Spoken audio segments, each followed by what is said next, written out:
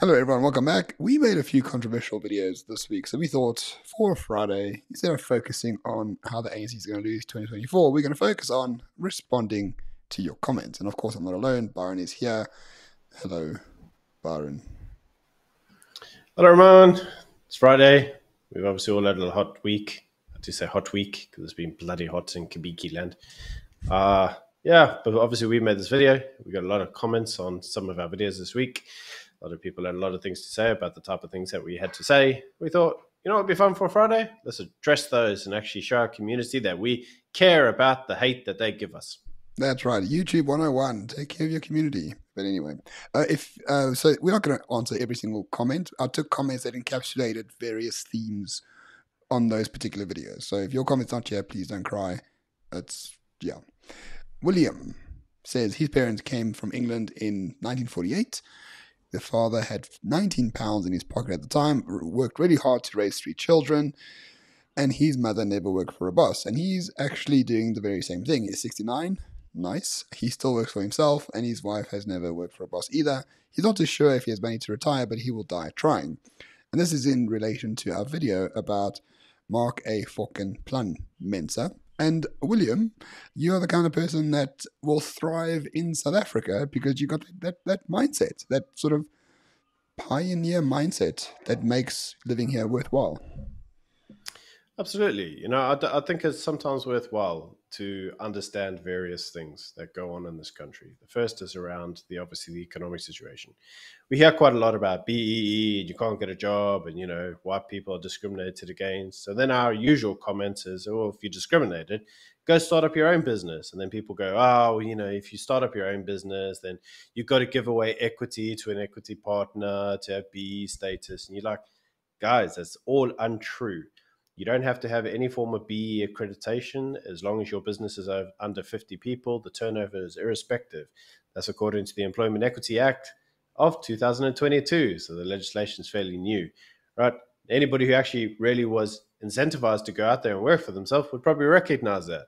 You may say, well, what about if I want to grow my business bigger? Yeah, that's fine. Just start up a second company and employ them through there. See, this is what business does. Business makes a plan.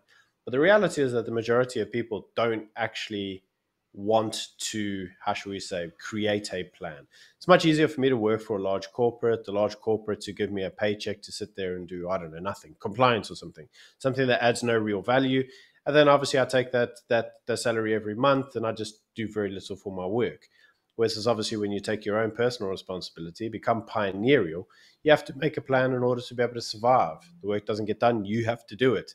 It's very different to a corporate environment. And so from our experience, the type of things that we talk against a lot is the type of individual who can't take that pioneer spirit and just want to be, should we say, spoon-fed an easier life. Yeah, and this is not a smack on those sort of people. If they wanted to have a spoon-fed life, that's perfectly fine, but you're not going to do 100%. well. You're not going to make it in Africa. It was basically the point of that particular video. 100%. And we said very clearly that those individuals, if you want to live where we live, we think it's the best country in the world to live for all the circumstances that we've said. But we've also said Africa is no place for wimps. If you're going to live in Africa, you need to be entrepreneurial. You need to be able to take control over your own safety, take control over your own facilities that you need, your electricity, your water, whatever that may be. You need to take control over your life. If you're not the individual who's disciplined enough to do that, then by all means, maybe Australia or Europe is for you, where the state provides everything for you and you never have to think for yourself. But this is Africa. This isn't that place. Yeah, the state doesn't really exist, as we have explained on this channel. So Bruce Lee, he is back from the dead. No, I'm joking. So Bruce Lee does say that he gets the points we're trying to make. It's very good points that we're trying to make. But for him, it's impossible because he is a researcher. He does civil engineering, and he does what's called geotechnical centrifuge. So it's a huge piece of machinery that needs a lot of power, a lot of energy to run, for example, and to have alternative sources for that is basically impossible and very, very expensive. And I chose this comment, excuse me, to prove a particular point. Our video about mark a plan was about the people who are able to mark a plan. We weren't talking about factory owners. We weren't talking about people like Bruce Lee. We were talking about the normal people who run normal businesses, for lack of a better term.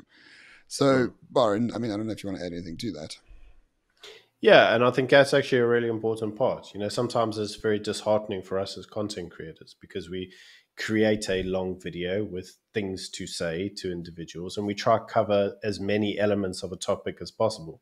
If we cover too many, we get argued that we're lecturing to our audience, talking down to them, and it becomes very difficult. But we do try and include all of our thoughts and feelings on a topic. One of the things that we said in that video was this is not meant to apply to the large corporate 500 with a big factory with 600 people employed or a farm. We said this was, and you said, the mom and pop stores.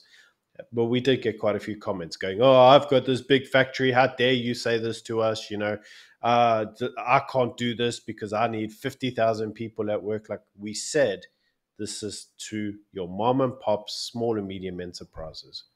So Which, by the way, is like 90% of enterprises. All right. 100%. Let us not confuse ourselves. Yeah. Mm. So, in terms of another comment on another video, it's basically South Africa, a libertarian utopia. Makes perfect sense. South Africa is a libertarian utopia because what does libertarian say? Freedom until you From the cause state. harm. Right. We don't have a state. Ladies and gentlemen, the state can't provide anything.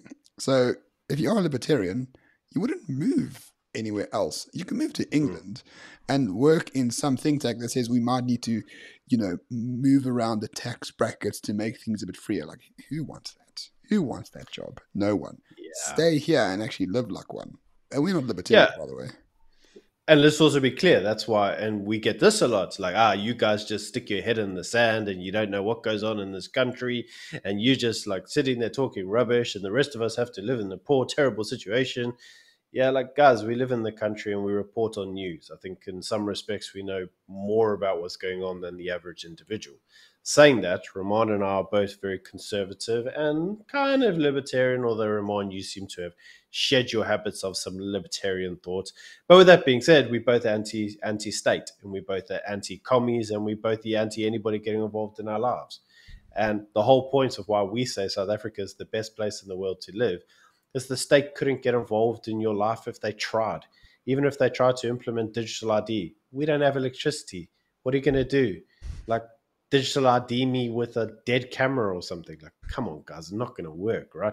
So if you have any form of anti-government bone in you, anti-state, any form of libertarian bone, why the hell would you want to live anywhere else? Like it's the freest place in the world to live. Yeah, no, very much so. Very much so. A friend of mine lives in the Eastern Cape on a massive farm. I'm not going to dox him or anything, but his kids go to schools in the area, and I know his farm. His farm's massive, like rough and tumble kind of farmer guy. And his kids are now in school, and he shared photos with me. And you just see like these children, the 8 or 9 or 10, the guy like in his uniform in the church in the middle of the Karoo, the little girl in a uniform with a hat. It's like so like order is created in the middle of this wasteland called the Karoo. And I love the Karoo. I'm talking about a wasteland in terms of the inability to support life as we know it. Yet it Yeah. exists, right? And it exists in South Africa because people choose for it to exist. They create the order for it to exist. And those little things, yeah, make it really good to live here. Yeah, and those are the type of things that I personally feel that we enjoy. They're the type of privileges that we ourselves enjoy. Let's look at Orania. White supremacy, eh? Like we Hold talk on. about. That's actually the next comment, Byron. Next comment is by Robert van der Velde. Orania, well run, clean, hardworking, nearly off the grid, is fast becoming a serious option. Yes, I suppose it is. I don't think I would live in Orania, mostly because they won't accept me. But do you want to share the news? Yeah, so I mean, okay, so let's think about this from a different perspective. As the white supremacist, as we all get argued, every time you say something somebody doesn't like, right? It's white supremacy. I mean, what else is it going to be? Your opinion. No one has those anymore. Anyway, the whole point is let's look at Orania as a place. Name for me a country like in Europe where you could create your own Orania, where people can kind of like chart their own destiny.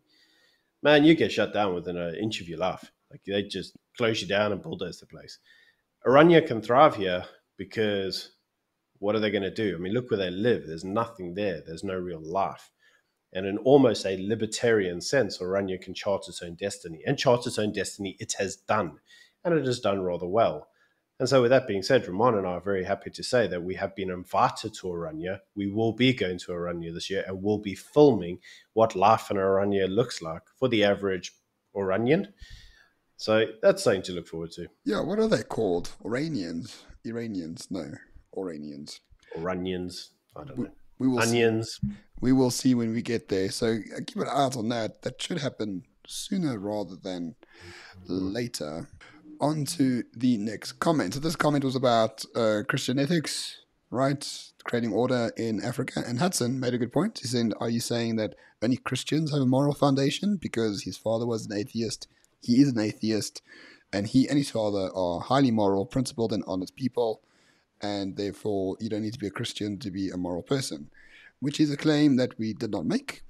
But a claim we did make was that Western morality, i.e., if you're part of Western culture, your morality is based on Christianity, whether you like it or not. That is a true claim.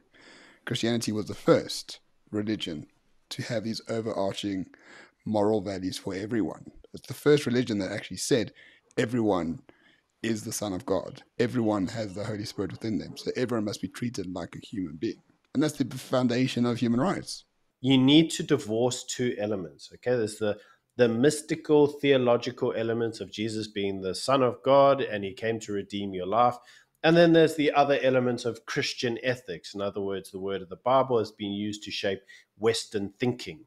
And lots of people come out with whataboutisms. Whataboutism. Yeah, but what about like in some culture somewhere they have a reference to some person coming back from the dead. Therefore, Jesus can't be that. Like it's this thing. And in this culture they say it's good to be nice to each other. So therefore, what about like it can't be true? Like it's stupidisms. Because the reality of it is that Western thought is based on Christian thinking. The minute you remove the Christian thinking, the Christian ethics, we didn't say to you go to church and worship Jesus as the Son of God. We said Christian ethics. The minute you remove them from the environment tends to shift away from that ethical framework. And we gave examples. We said, look at the idea of proportionality. When we were kids, we were all raised in a Christian West, which I'll talk about in a sec, but we were all raised in a Christian West. And the idea is like if you went to school and the guy stole something from you and you decked him in the face and broke his teeth, your parents would have said, do you think it was proportionate? You probably shouldn't have done that, right? Because the idea of proportionality was a distinctly Christian ethic. The minute you remove those Christian ethics, and don't give me your whataboutisms, the minute you remove that, you land up with a modern cancel culture. I will remove you from your job. You will never be employed again. You will lose your house, your family. You'll never be able to talk to anybody. I will cancel you to the end of the earth. And you're like, what did he do to deserve this? He insulted me and hurt my fifis. Like, that's not proportional. So why are people doing that? Because you've removed the proportionality. And then they dare to say to you, yeah, but I don't do that because I was raised and I don't believe nothing. And therefore, because I don't believe nothing, see, I don't have to believe any of these fairy tales. And you're like, mate, you grew up in a Christian society. Your ethics were formed when you were a child. Christianity was far stronger at that point in time. Least we forget, Ramon, they used to do prayers even when we were at school, right? You used to have some form of Christian education. And just because this many years later you've removed yourself from it, doesn't mean that your ethical foundations on the ways that you were raised somehow disappeared and they never existed in the first place. So there were lots of these comments. And to be honest, like I got accused of knowing fuck all, you got accused of knowing fuck all. And we just had to listen to lots of people talk about whataboutisms and talk out their backside. Yeah, so we were not talking about the person writing that comment, by the way. We're just making a general point. Yeah, let's just general comments. Yeah, please, Byron, don't insult our audience like that. But basically, the Christian, you haven't replaced your Christian ethics. You're just calling it something else. 100%. Essentially. 100%. So, and we're saying, please just remember where it came from, because whilst you call it something else, and then I call it something else, and Ramon calls it something else, then the problem with ethics are that if we all have our own opinions, then none of our opinions matter. And it becomes really pointless. If we all believe our own thing, then we all believe in nothing because we have nothing in commonality. And so we've said what would be a great improvement for the West is to recognize its Christian heritage, its Christian ethics, and to galvanize support around its shared history in order to be able to promote a greater advancement for where we should be. Yes. Proper conservative thinking. Yes, and it works very well in South Africa because there is no ethics anywhere from the States or otherwise, so you have to create your own.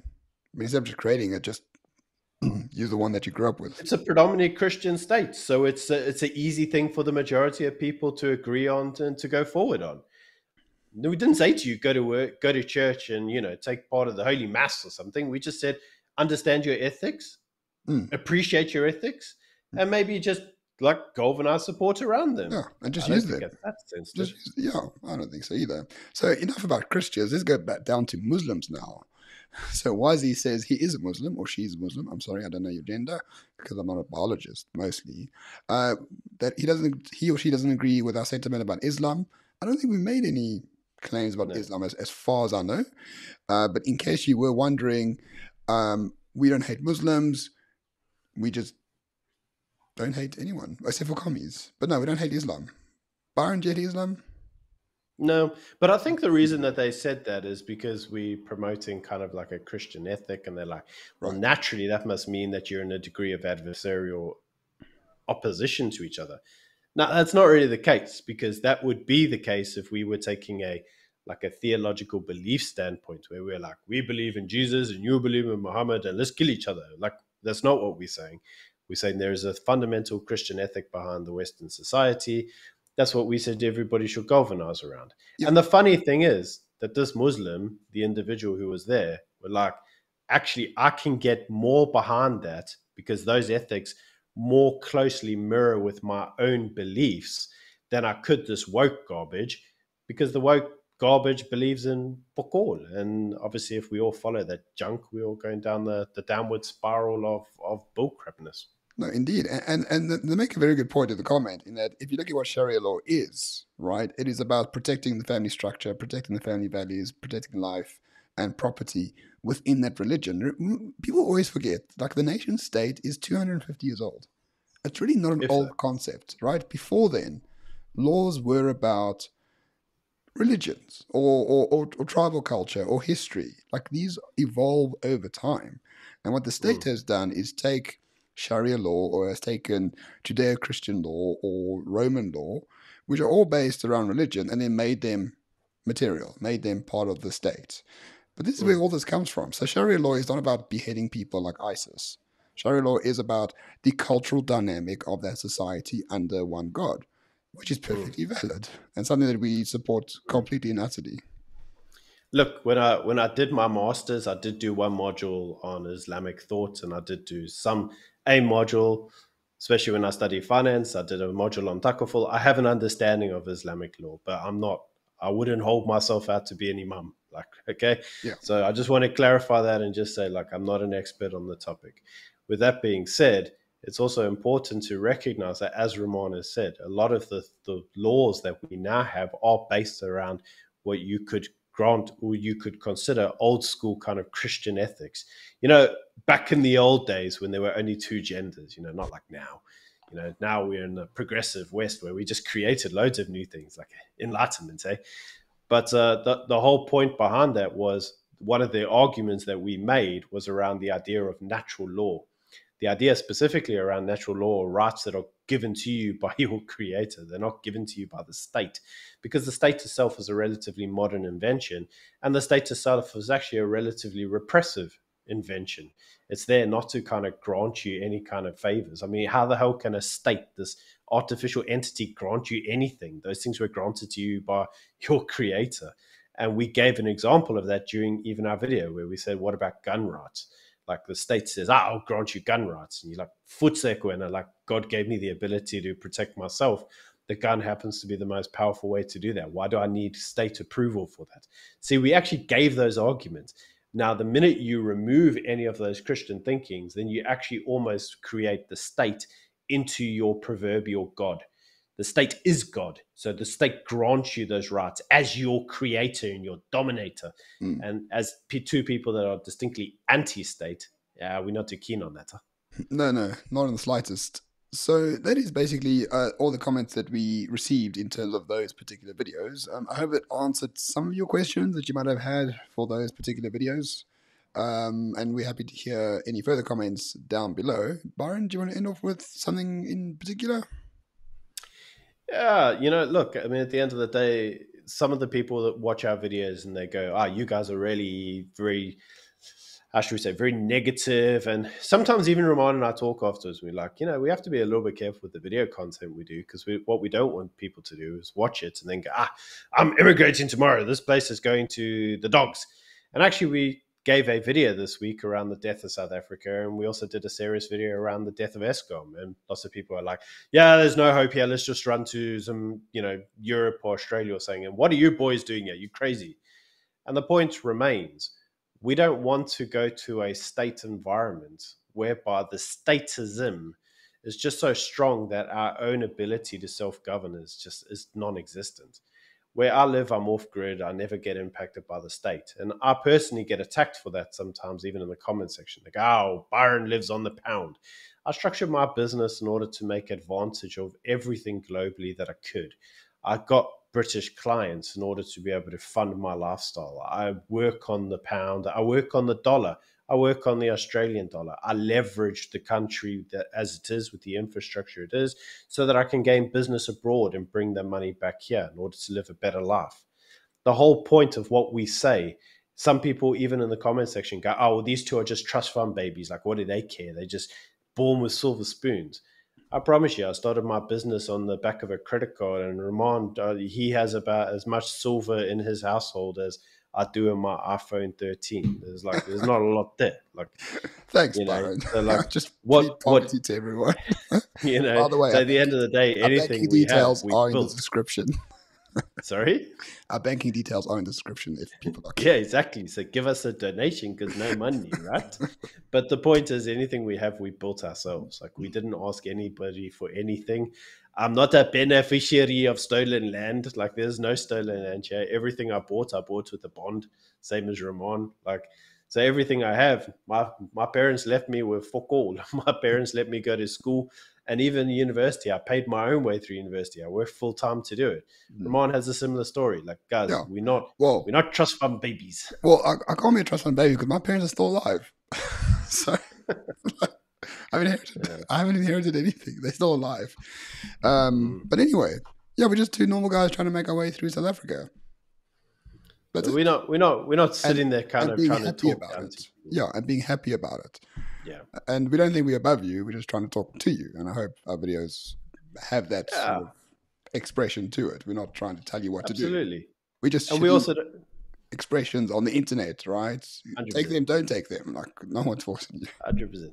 And we don't want you to walk away and be like, these two are so negative. Like, I'm going to immigrate. Like, that's not the story we're trying to give you. We're trying to say to you, like, South Africa is a really unique place. No. I mean, look at it on a Saturday morning. You can wake up and go play a game of golf. When the sun gets to like 1 and it disappears and it's getting a little bit dark, you can grab your hunting rifle and go shoot yourself some game, skin the damn thing, and by dinner time, you can have it on a spit. I mean, come on, give me a country you can do that. Like, it's relatively enjoyable here. Okay, our electricity infrastructure sucks and we have to improve that. You have to make plans outside of it. And if you're a big business, a really big business, we can understand why South Africa might not be the place for you.